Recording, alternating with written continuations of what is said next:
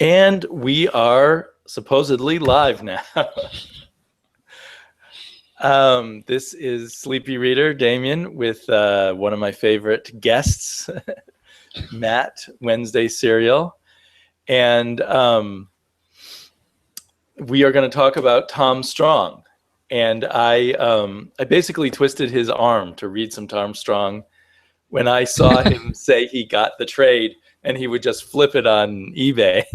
I said, you have to read Tom Strong. Flip it on eBay now that you read it, I guess. I don't want to now. And so I just reread, because I haven't read Tom Strong for 15 years. I just reread the first 2 issues. I guess Matt read for the first time the first 7 issues. And before Matt, I tried to convince Matt to read it by telling him it was like Atomic Robo. He was worried it was more like Watchmen, only bad, or even worse, since you don't love Watchmen the way everyone else does. Now I'm speaking for you too much. And then you said, well, and you worried about he might rape your mind, right? I don't know. It's Alan Moore. There was expectations, and this wasn't like that. Right. I guess.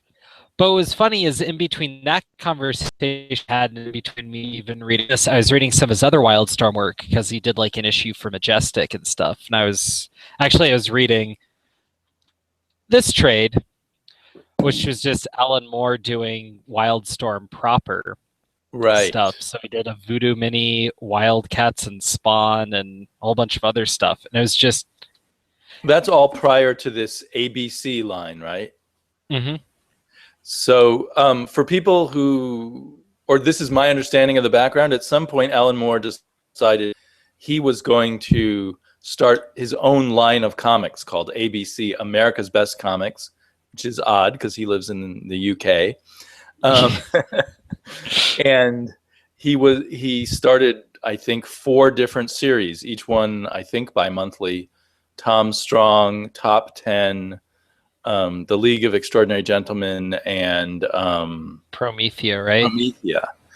And his idea was to, or one of the myths of it anyway, is that he was trying to take back what he'd done with Watchmen and bring comics back to something new and fresh and positive, and take away the negative that everyone had gotten from his earlier work. And Tom Strong seems to be the flagship of Return to Innocence. The other publicly stated thing, I think at some point he said, is he wasn't redoing superheroes. He was going back to the pulps.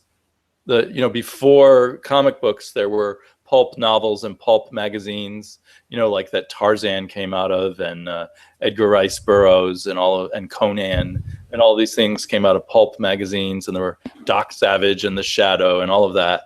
So he was supposedly going back to the pulps, and rather than doing reiterations of comic book heroes, he was going to start fresh with the pulp heroes. That's my understanding of the background of that. That's really interesting. I haven't heard that before, but that, I guess, would make a sense. Really, any of the BC stuff except for League of Extraordinary Gentlemen beyond this. Right. So. Yeah, it definitely explains League of Extraordinary Gentlemen in this, in a way. Both of which. I don't know. See, like, for that mission statement you put out, like, this follows that, I think. Like, this, to me, is... to what my understanding of Doc Savage is. I haven't really read much Doc Savage, so seems close enough. It's definitely pulpy. But League of Extraordinary Gentlemen hit me very much in the line of like Watchmen stuff, where there's kind of that like hidden meaning, and it's all very kind of dark and the base of humanity. True. I'm sorry. The only thing that the return to the pulp roots is what I was thinking of with League of Extraordinary Gentlemen, rather than like in Watchmen, they're all analogs for superhero tropes. In League of Extraordinary Gentlemen, they're all literally characters out of old fiction. Whether it's actually pulp fiction or not, I guess is debatable. But Right. old popular fiction, like Dracula and Sherlock Holmes and like Sherlock Holmes isn't actually in it, is he? But the woman from Dracula's in it. Yeah, but you had like the Invisible Man one up. But yeah, that sort of, it was supposed to be the British literary heroes of yore. So that's even funnier for America's Best Comics. Right. The whole calling it America's Best Comics, there's some kind of irony there, but I don't really get what the irony was. Even Tom Strong, although he lives in America, his parents were British and he was raised on this exotic, mysterious island called Atabaru or something like that. Right, yeah, one of those ones that's purposely hard to pronounce. Yeah, that first issue is interesting. What actually hit me was Yeah, keep talking. Sorry, probably my cover's not showing unless I'm talking. But. So the first issue's done with an origin, but in the background, it's actually written like a comic, and there's this kid who's just reading it like it's a comic. And I got this weird... Timmy Turbo. Yeah, Timmy Turbo. That was... And the Timmy Turbo sections are done in a very Sunday strip style, is what I'd say. Right. It almost seems like... what's his name? The Calvin and Hobbes type of character. But almost in a Winsor McCay world. Do you know who Winsor McCay is with Little Nemo? Oh, okay, yeah. At least, that kind of... It's this weird city that's... I wouldn't call it steampunk, but it's some alternate present of New York City called Millennium City that he exists in. Yeah. But I think that Alan Moore... It's very clever the way he does it. So it's this comic book within the comic, and it allows us to see the present day world of Tom Strong and give a light airiness to kind of a slightly more darker story that takes place with his parents, with his wife who actually loved the black or Aboriginal guy who was sailing their ship who dies, and just all these other kinds of... I don't know. Sorry, am I making sense? No. It was a weird juxtaposition of all that, and it's feeding through like this whole tale. Yeah. His parents are kind of slightly creepy, but they're kind of out of like a Victorian pulp story. He's the inventor with all these ideas, and the whole idea of a lost hidden island is such a pulp fiction trope from so many things. So it's kind of like a Doc Savage meets Tarzan kind of background, I guess. When you say that, it clicks. Yeah. Because he's the mad scientist from the jungle, is how they refer to him a little bit later, Right. So. Right. And the, secret root that gives them immortality and stuff. It's funny because I think of Tom Strong as very simple, but rereading just these two issues, particularly the first issue, it's both light and airy, but there's a certain density hidden within the airiness. Yeah. With all those elements in the backstory, and then kind of the light front story of us being in Millennium City, where the boy is in the cable car and is being rescued by Tom Strong by, blimp burglars or something. And he doesn't even ever know it's happening, but because he's so busy reading Tom Strong's origin, he doesn't notice Tom Strong in the present. Right, which is ha ha ha. It's funny, actually. I remember reading this one issue way back when. One issue of Tom Strong? Yeah, the first issue, and not being too enamored with it. Like, I liked it, but I didn't feel any need to continue with it. How old do you think you were when you read it?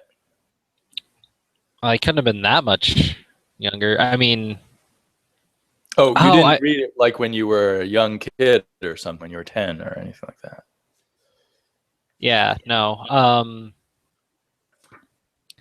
Yeah, I probably only read it about, well, I mean, it was probably about 8 years ago, but I don't know. The second issue hooked me a lot more, and the rest of this trade engaged me in ways that the first issue just didn't.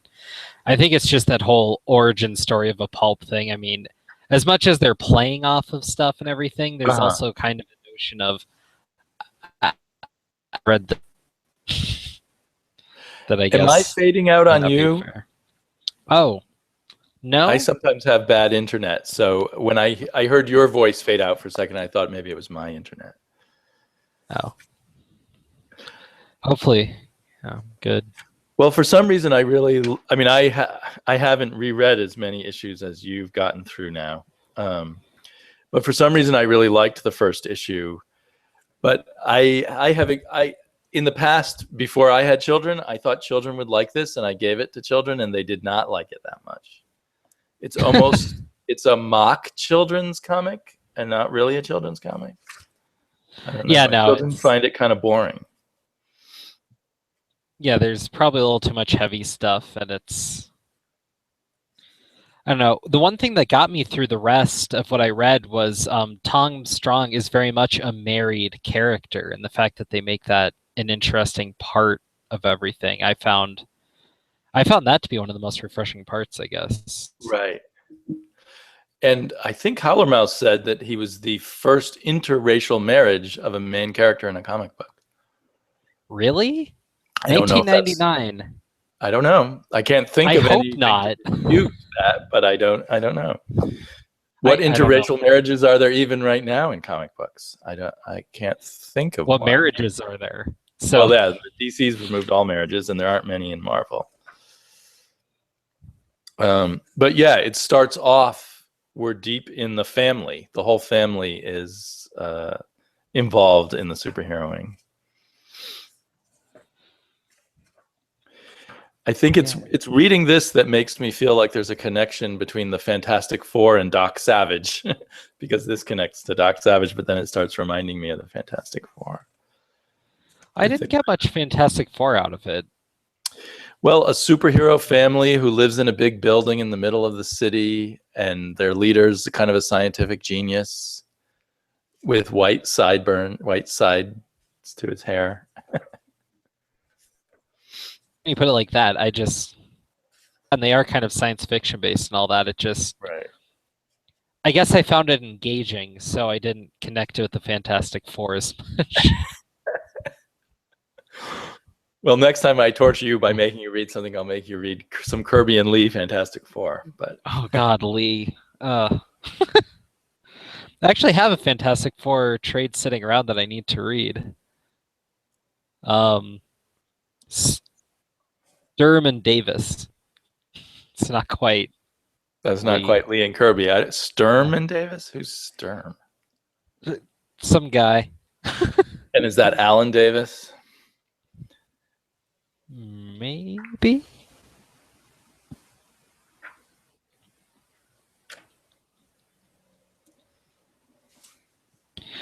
It's this Eisner Award winner trade. Well, and if we have any viewers out there, we're not doing a very good job of explaining Tom Strong, but I would say each issue's, well, a lot of the issues anyway, center around some pulp pseudoscience problem. Like in the second issue, a giant modular man. And if I remember correctly from reading it 15 years ago, as the issues go on, you get more and more of an interconnected tapestry of all these wild ideas, which also makes it very satisfying. And a lot of the issues are one and done. And a lot of the problems are solved not by fighting or that kind of typical superhero thing. I mean, it's not direct fighting, but there's still action. There's a lot of action, yeah. But like in issue 2, he ultimately solves the problem by talking the creature into taking over his spaceship and going off to Venus. I Right. just spoiled the whole thing, but Well, yeah, second issue though, but and a lot of the pleasure the is just in the presentation of the ideas, I think, and the unfolding of the weird ideas. And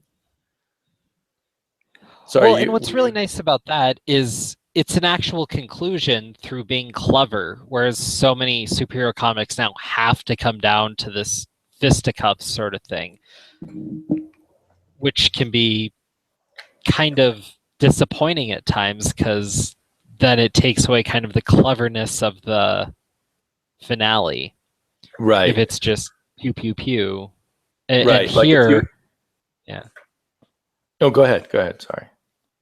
I was going to say, like, there's kind of a idle threat Tom Strong has when he's proposing it going to, what planet was it? Venus, Neptune? Venus. He sends it off to Okay, Venus.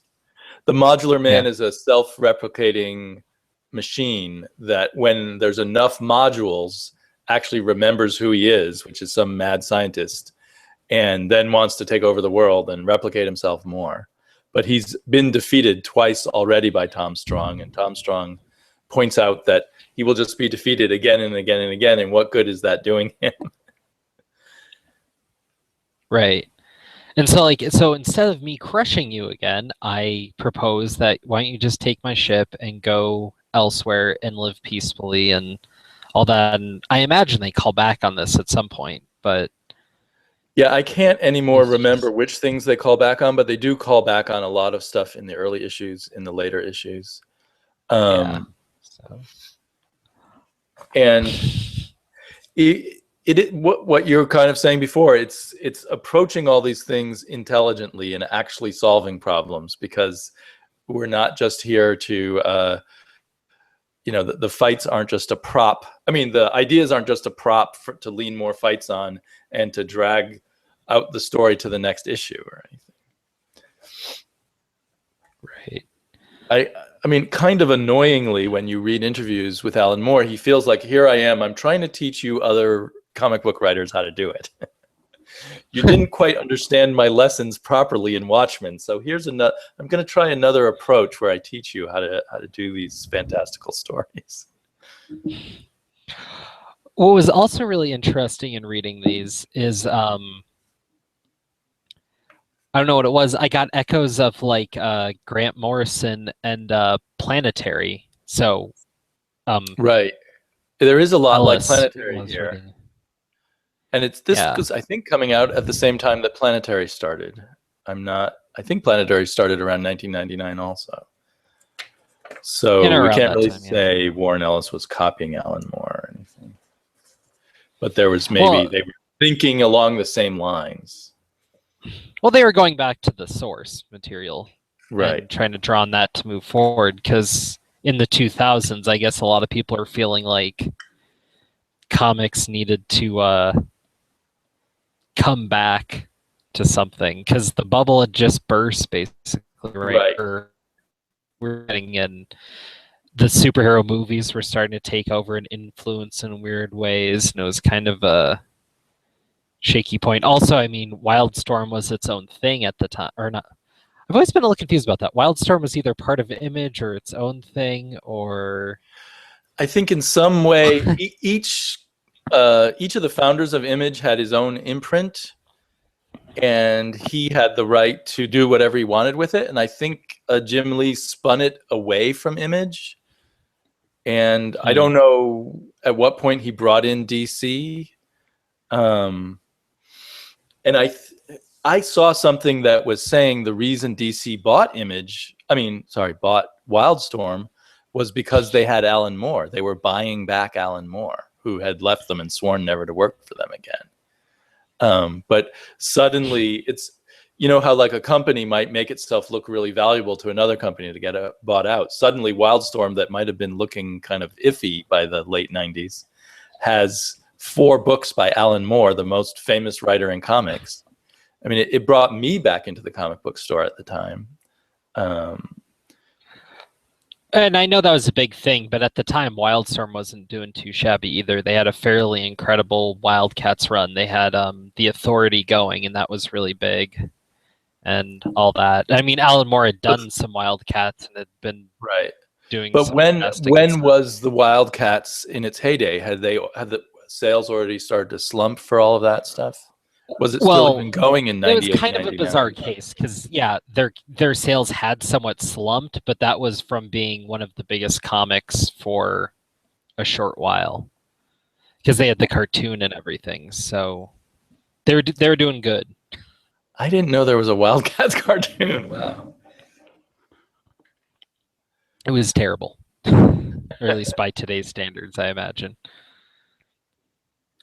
But yeah.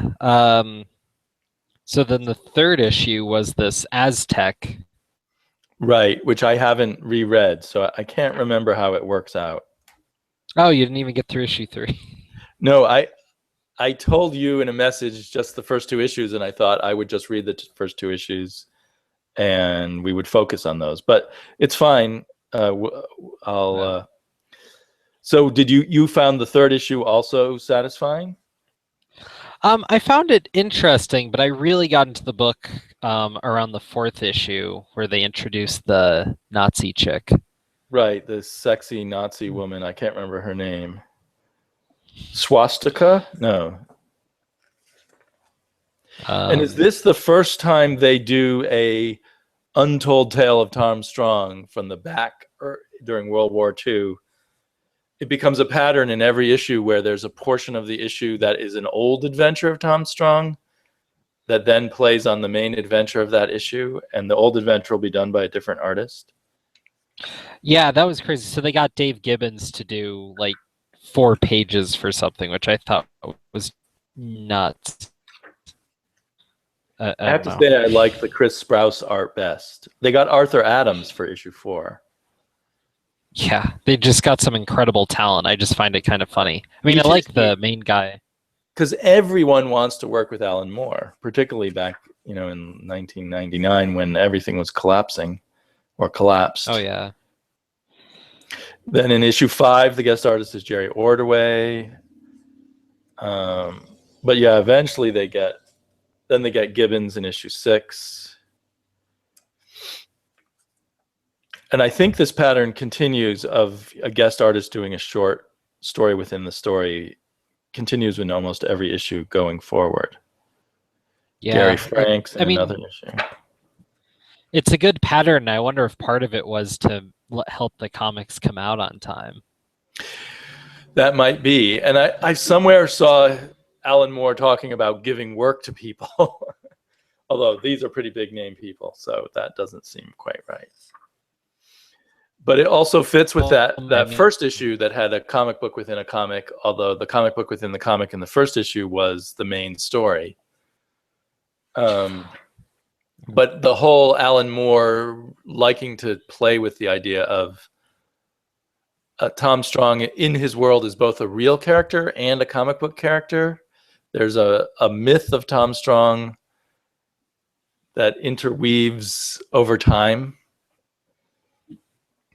Well, and it's a really efficient way to kind of give expository chunks without it really being kind of a boring expository kind of thing. Right. And also a way that you don't have to do a 6-issue story where you build up all the background before you get to it. You just quickly insert this expository chunk as an old comic book to set up the story, and then you move on. Yeah, and about the space that old comic books actually were, which makes it even more... Right, because like an old DC comic, they'd have these 10-page stories and stuff. Yeah, and so... I don't know, it makes it a denser read, but it's so much more efficient than an issue feels like an issue. Right. But on the other hand, these are not nearly as dense as some other Alan Moore work. For Alan Moore, this is really light fare. But and yet it's still dense with ideas and structure and playing with the idea of fictional characters. It's dense, but it's like what's on the page is what you need to be paying attention to. You're not trying to solve this Morrison-esque puzzle. Right. There's not a hidden riddle beneath the layers. And he also, I guess it must have been selling well, because then he had something called Tom Strong's Terrific Tales, where he let other people write stories about, and he in each issue he would write one short story, and there would be a bunch of other short stories written by other people, and they'd all be about different characters in the Tom Strong world. He very quick, in a sense, he kind of did like with the Marvel family or the Superman family, but built it up, in just a few issues. It's like you've been reading the Tom Strong family for decades. Well, yeah, and I mean, I think that plays to a lot of what made a lot of the comics people know and love now appealing as quickly, was the stuff built up very, very quickly, and then you kind of dove in, and by the time you're on 20-some issues, you were kind of in this universe completely, and some wrote whatever, and it wasn't like just getting going at that point. Sorry, I muted myself for a second. I just realized I should try to find my comments. Well, if I have any. We do have 4 viewers. Oh, well, hello. Clever Presents is watching. Goose, and he's the only one who's commented so far that I can see. But hi there. And so I feel vindicated. I feel happy. I was thinking you might come along and say this was crap, as you were expecting. I don't know what I was expecting. So I don't know, it's good to just kind of go through. And actually, it's kind of funny because I read 2 trades today. And the other one I was reading, I was expecting to be really grand, and it ended up being kind of a flop for me. And then this, I was kind of going in not really 100% sure, and ended up enjoying it a fair amount. So, I don't know. Yeah, I don't want to overhype it, because it isn't the greatest comic book in the world. It often feels like it ends too quickly or too smugly or too easily. And the characterization isn't very deep. They're purposefully cliched kind of characters. I think to me, it's some kind of, it doesn't really deliver, but it presents some kind of platonic pulp ideal of a superhero. I want a perfect Tom Strong comic to exist and go on forever. When Alan Moore stopped writing it, I just stopped reading it. But I probably, as I reread all of them, I probably should continue and read everything. Matt, before we started, Matt pointed out to me that Alan Moore came back and wrote the last issue. But I mean, they had some great talent along the way, it looks like. And I don't know. True. So it should be interesting to see what those other people did with Tom Strong. And now I think Vertigo has released a couple of his designated heir on Tom Strong was mostly this guy, Peter Hogan. And Peter Hogan has done 2 miniseries for Vertigo on it. Oh, okay. It does seem like this repeating tragedy with Alan Moore, that he creates something and then he loses control of it, that DC got a hold of all everything. Of these ABC books. And it says copyright by Wildstorm. Why did he not insist on his own copyright? I don't know. He just might have not been in a place to venture out. Because, I mean, this was pre-Image. So pretty much it was standard for pre-Image as we know it now. Pre-Image as we know it now, but it wasn't pre-Image, of course. Oh, well, yeah, you're right. But I mean that standard contract they have now, where creators get creative control, not necessarily full publishing control, right. But so of course Alan Moore is wisely now writing for Avatar instead. Yeah, and I don't know Yeah, he's I don't writing know. a fairly incomprehensible version of Crossed, which I'm loyally reading, but I wouldn't push it on anyone. Unless you like reading made up future language. That's its main charm.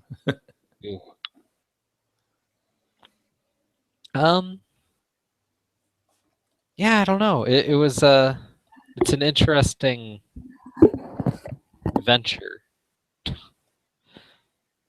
But I think part of the problem is like when I hear Alan Moore, my mind pops to Watchmen, V for Vendetta, and League of Extraordinary Gentlemen, which all kind of have a tone and a reading level, I guess, associated to them. Right. That a lot of the stuff I've been reading recently of his Wildstorm work doesn't. And it does seem to be kind of more a joy of comics. And there is a depth there, but it's on the page. And doing that, it just kind of makes me see him as a creator in an entirely different light. And even his picture in the back here, I don't know if your printing has it, I don't but think it does. Every other time I've seen him is some variation of like nearly a black and white photo of him doing like this kind of thing, or like puffing on a cigar, or something to that extent. And yeah, I mean, his persona just doesn't fit these comics at all. But except for the behind it all, there's always this intellect, I think, that is better or greater than the rest of us.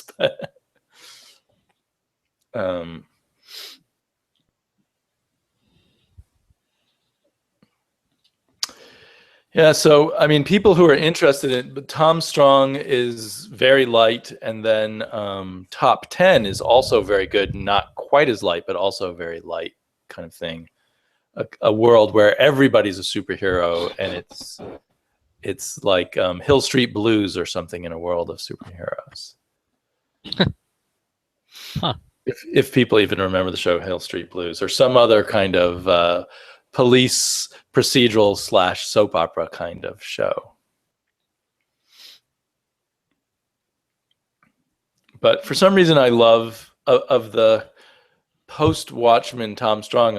I'm post-Watchmen Alan Moore. I have this special place in my heart for Tom Strong. I just wish there were more comics like it, or that Tom Strong was even better than it is. But it's some kind of weird mix of adult intellectual enjoyment and childhood nostalgia for something that never actually was around in my childhood.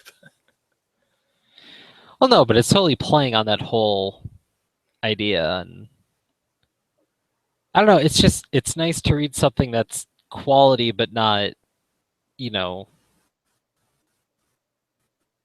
or trying to be creepy or bloody for no real reason. And it does kind of make you step back and kind of remember, yeah, like this is more of what comics were, and this is what attracted the majority of people to them originally, and there's something there. And a lot of that's been lost.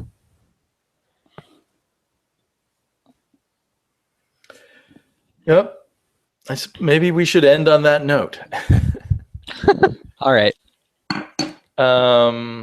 Let's see. Let me check again if there's someone's asking about the new Supergirl episode, which I haven't watched. I guess we could talk about other things, but I don't immediately think of what else we can talk about. So I'm going to cut it off here, and thank you very much, Matt, for indulging me in this. I'll have to return the favor sometime. You have to pick something that I would never think to read. Deadpool, I suppose, is what always comes up. But I do wonder, is there any resemblance between this and Atomic Robo? I know you've read a lot of Atomic Robo, and you used to be a big advocate of that. I mean, kind of in a way. A return to kind of a pulp fun kind of thing also? It feels so new age usually, but it's kind of pulpy. It's kind of crazy. But Atomic Robo's written a lot more with a webcomic sensibility, because that's where the creator comes from. Oh, I didn't realize Whereas that. this is from pulp. But I mean, at the same time, Atomic Robo is supposedly created by Nikola Tesla and goes back to World War II, or steampunky kind of times, and does whatever it is, kind of a Superman, in that he can't really be killed or harmed normally, and does stuff. But like the villains for Tom Strong tend to be relatively serious and played completely straight. Whereas like in Atomic Robo, one of the main villains is Dr. Dinosaur, that just like hates humans and has some of the most hilarious lines. But yeah, it's more of a comedy than much of anything else, I'd say. So that's the main difference. Well, anyway, I hope we can do this again soon, and goodbye to everyone for now, and we'll talk later. Cool.